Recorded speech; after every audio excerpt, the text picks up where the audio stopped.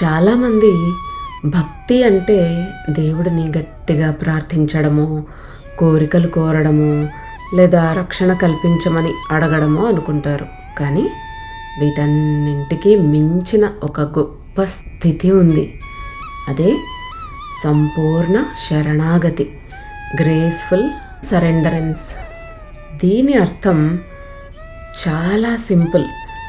అంటే ఏది జరిగినా అది ఆయన దయ, ఆ పరమాత్ముడే నాకు ఇచ్చినది అంతే అని మనల్ని మనం దైవానికి అప్పగించుకోవటం అన్నమాట.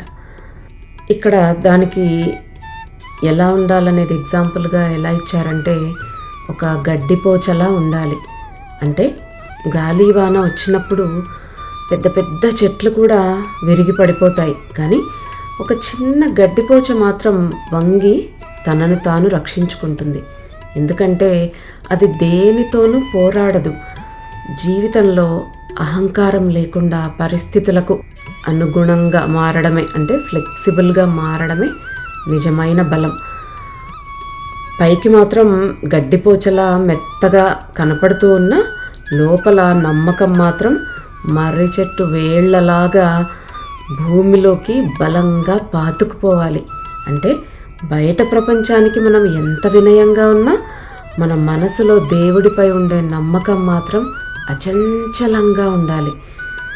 మనం దేవుడితో గొడవ పడకుండా, పరిస్థితులను ఎదిరించకుండా అంతా నీదే అని వదిలేసినప్పుడు ఆ దేవుడు కూడా మన కష్టాలను చూసి సంకోచిస్తాడు. ఎందుకంటే మనం ఏది అడగడం లేదు, కేవలం ఆయనని నమ్ముతూ ఉన్నాం. అప్పుడు ఆయన కృప మనపై వర్షిస్తుంది.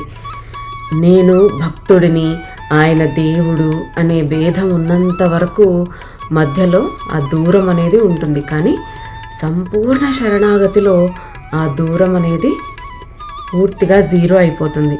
అక్కడ అడిగేవాడు లేడు, ఇచ్చేవాడు లేడు, కేవలం భగవంతుడి ప్రేమ మాత్రమే ఉంటుందన్నమాట. నేను అనే అహంకారంతో కూడిన ఆ అడ్డుగోడ ఎప్పుడైతే తొలగిపోతుందో, సముద్రంలో ఉన్న నీటి చుక్కలాగా ఆత్మ పరమాత్మలో కలిసిపోతుంది.